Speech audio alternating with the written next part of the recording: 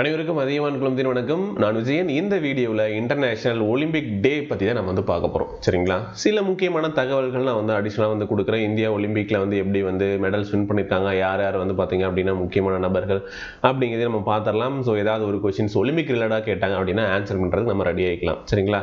Olympic போட்டி, நவீன Olympic போட்டி பார்த்தீங்க அப்படின்னா உருவான நாள், நவீன ஒலிம்பிக் போட்டி எப்போ உருவாச்சு அப்படின்னு பார்த்தீங்கன்னா ஜூன் 23ஆம் தேதி. ஸோ இது உருவான நாள் தான் பார்த்தீங்க அப்படின்னா உலக ஒலிம்பிக் தினம், இன்டர்நேஷனல் ஒலிம்பிக் டே அப்படின்னு சொல்லிட்டு நம்ம ஒவ்வொரு வருஷமும் செலிப்ரேட் பண்ணுறோம். ஸோ இந்த மாதிரி ஒவ்வொரு வருஷம் இந்த ஒலிம்பிக் டே அப்படிங்கிறது செலிப்ரேட் பண்ணுறது எப்போ இருந்து நடைமுறைக்கு வந்தது அப்படின்னு பார்த்தீங்கன்னா 1948ஆம் ஆண்டு தான் சர்வதேச ஒலிம்பிக் தினம் அப்படிங்கிறது நிறுவப்படுது. 1948 தான் பார்த்தீங்க அப்படின்னா சர்வதேச ஒலிம்பிக் தினம் அப்படிங்கிறது நிறுவப்படுது. அதை நோட் பண்ணிக்கோங்க. சரிங்களா? ஸோ இது ஒரு முக்கியமான விஷயம். ஓகே.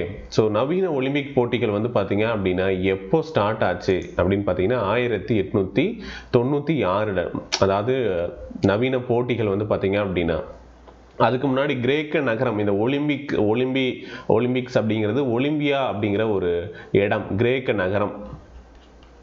அது என்னது? ஒரு கிரேக்க நகரம். அதுதான் பார்த்தீங்க அப்படின்னா ஒலிம்பியா.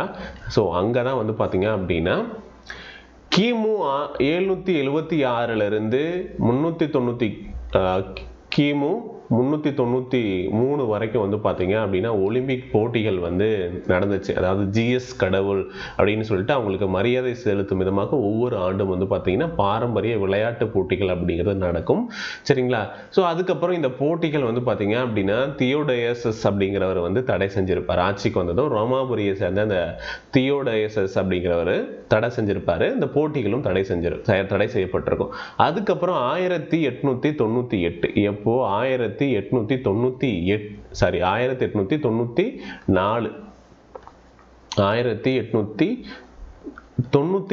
இருந்து பார்த்தீங்க அப்படின்னா ஜூன் 23ஆம் தேதி, எப்போ ஜூன் 23ஆம் தேதி நவீன வடிவம் பெற்று ஒலிம்பிக் போட்டியா மாறி இருக்கும். சரிங்களா? அதை ஒருங்கிணைத்தவர் தான் பியர் டி கூப்பர்டின் அப்படின்னு சொல்லிட்டு ஒருத்தர் இருப்பார்.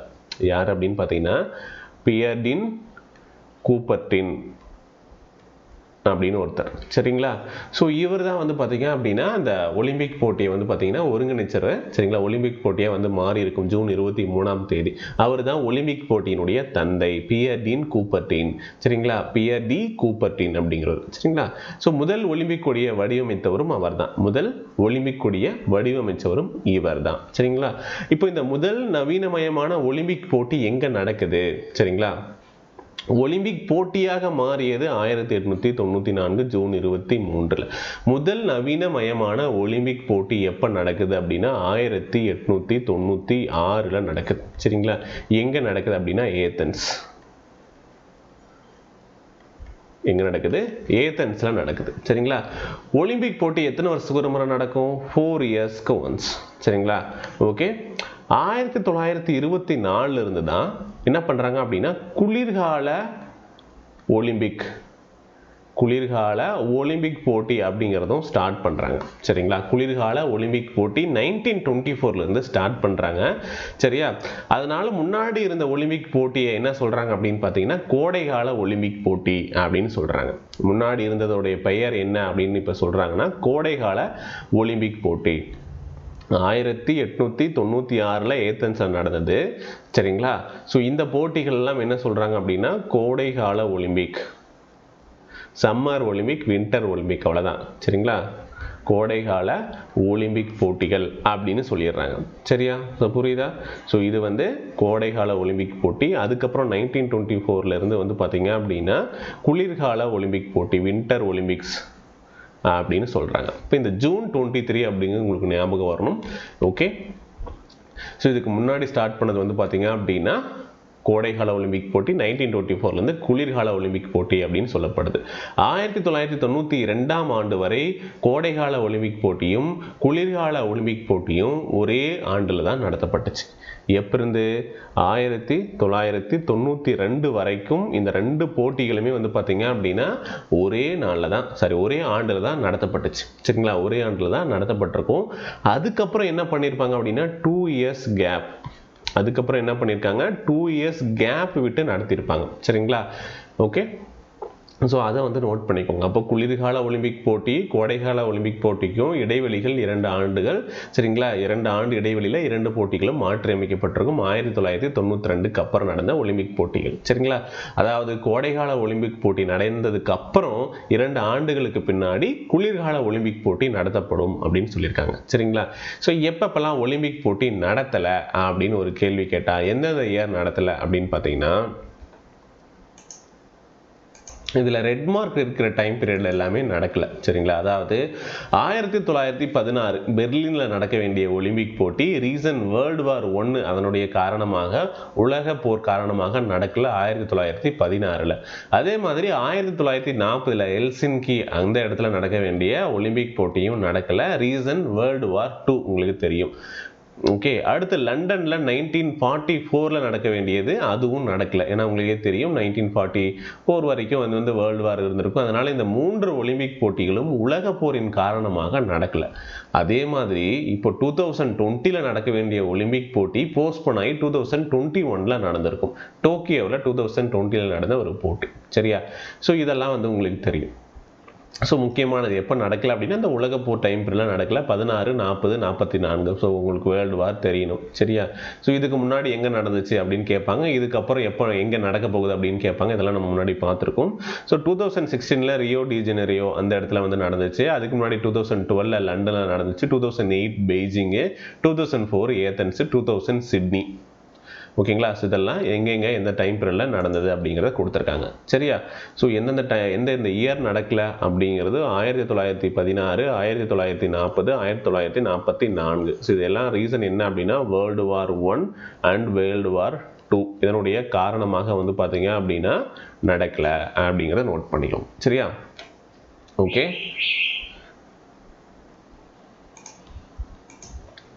சரி. இந்த ஒலிம்பிக் தீபம் இங்கே பார்க்குறீங்க இல்லையா? இந்த ஒலிம்பிக் தீபம் முதல்ல வந்து பார்த்தீங்க அப்படின்னா எப்போ வந்து இந்த ஒலிம்பிக் தீபம் அப்படிங்கிறது ஏற்றப்படுது, இந்த நடைமுறை எப்போ வந்து வருது அப்படின்னு பார்த்தீங்கன்னா 1928 தான். 1928 தான் வந்து பார்த்தீங்க அப்படின்னா இந்த ஒலிம்பிக் தீபம் அப்படிங்கிறது முதல்ல ஏற்றப்பட்டது. யார் வந்து பார்த்தீங்க அப்படின்னா யார் வந்து ஏற்றினாங்க அப்படின்னா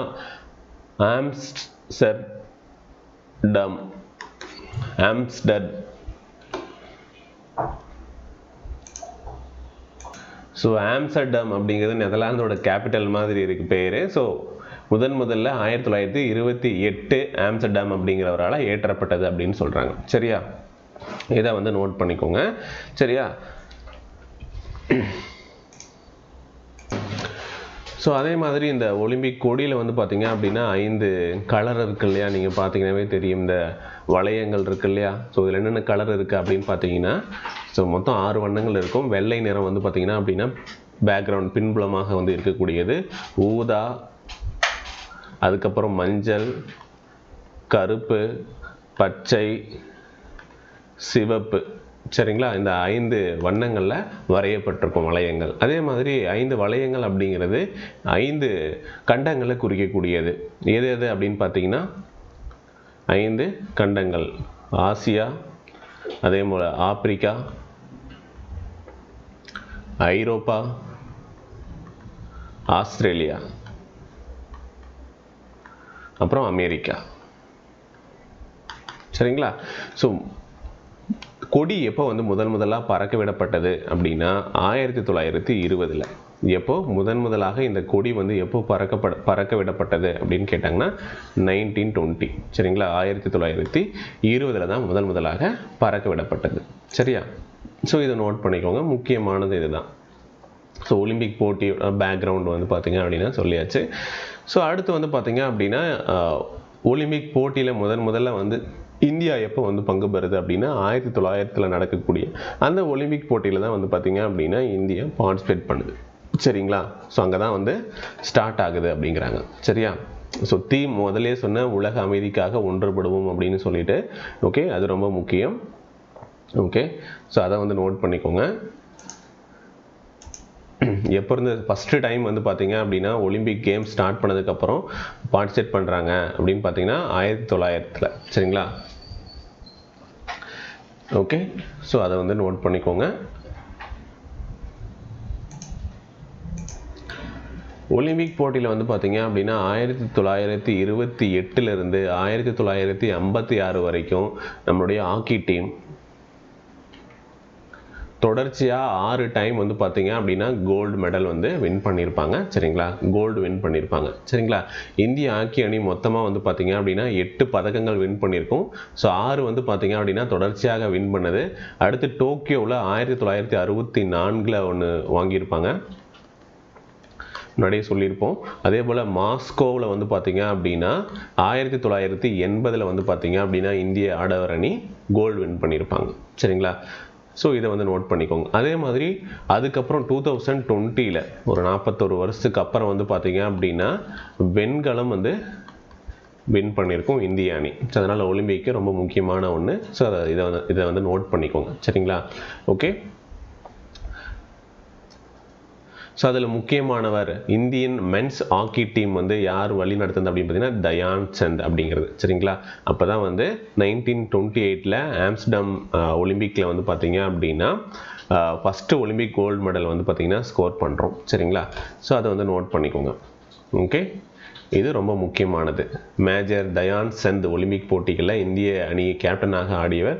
3 ஒலிம்பிக் பதக்கங்களை இந்தியாவுக்காக வென்று கொடுத்த ஒரு முக்கியமான ஹாக்கி பிளேயர். சரிங்களா, ஸோ இவருடைய பிறந்த நாள் என்ன அப்படின்னு பார்த்தீங்கன்னா ஆகஸ்ட் 29. ஸோ இதுதான் வந்து பார்த்தீங்க அப்படின்னா இந்தியாவில் தேசிய விளையாட்டு தினம்.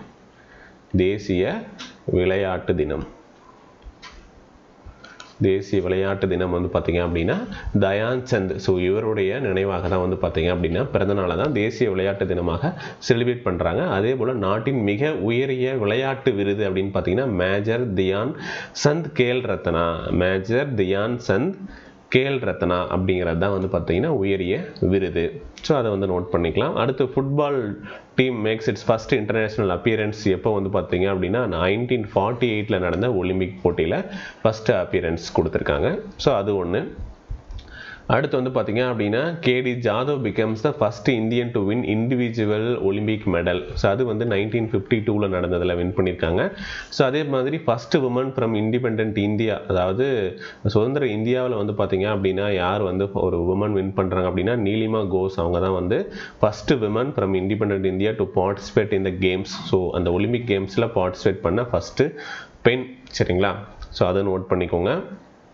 அடுத்து 1996 லியாண்டர் பேஸ் தான் வந்து பார்த்தீங்க அப்படின்னா பிரான்ஸ் வந்து மென்ஸ் சிங்கிள் ஈவெண்ட் வந்து வின் பண்ணியிருக்காங்க டென்னிஸில். சரிங்களா, ஓகே, அதுவும் ஒரு முக்கியமான மெடல். ஸோ அதுவும் நோட் பண்ணிக்கோங்க.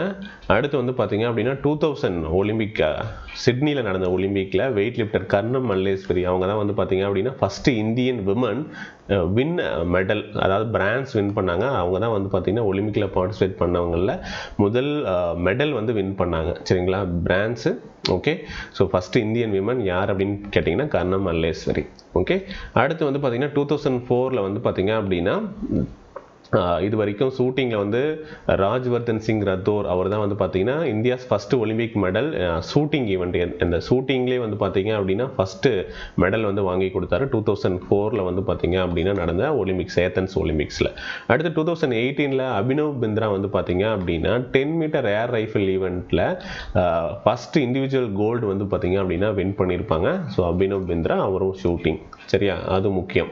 2008 தனிநபர் தங்கப்பதக்கம் என்று நாட்டிற்கு பெருமை சேர்த்த முதல் இந்தியர். சரிங்களா, அப்போ அவருக்கு அது 25 வயசு தான்.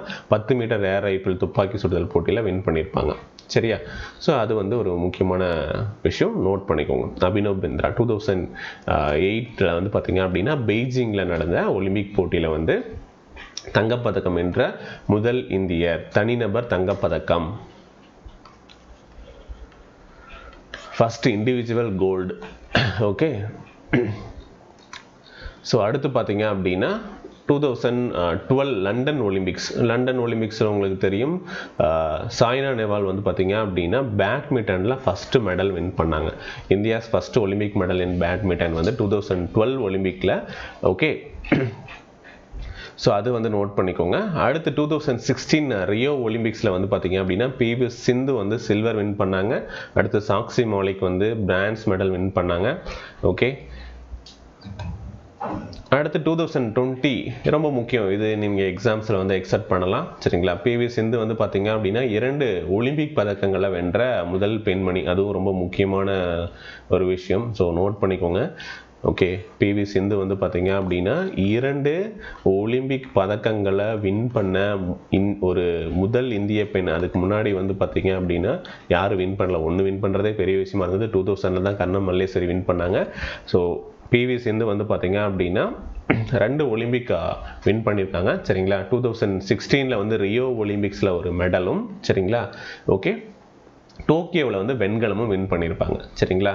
ஸோ அப்போ தான் அறிமுகமாகிருப்பாங்க. ஸோ அதில் வந்து வெள்ளி வின் பண்ணியிருப்பாங்க. இதில் வந்து என்னது, சில்வர் ஃபஸ்ட்டு. சரிங்களா? அடுத்து வந்து 2020 நடந்த, இப்போ ரீசெண்டாக நடந்த ஒலிம்பிக்கில் வந்து பார்த்தீங்க அப்படின்னா வெண்கலம் வந்து வின் பண்ணியிருப்பாங்க. சரிங்களா? அதாவது ஒலிம்பிக்கில் ஃபைனல்ஸ் வரைக்கும் சென்ற முதல் இந்திய பேட்மிண்டன் வீராங்கனை அப்படிங்கிற பெருமையும் இவங்களுக்கு தான் இருக்குது. கோல்டு மிஸ் பண்ணிட்டாங்க இல்லையா? ஸோ அது ஒன்று முக்கியமானது. ஓகே, அடுத்து வந்து இன்னும் நிறைய பேர் இருக்காங்க. ஓகே,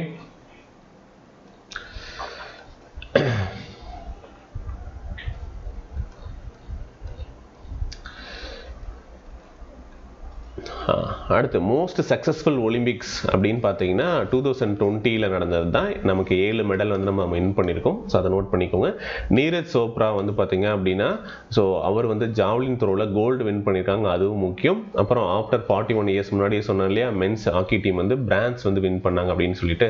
ஸோ இதுவுமே கொஞ்சம் முக்கியமானது. ஓகே,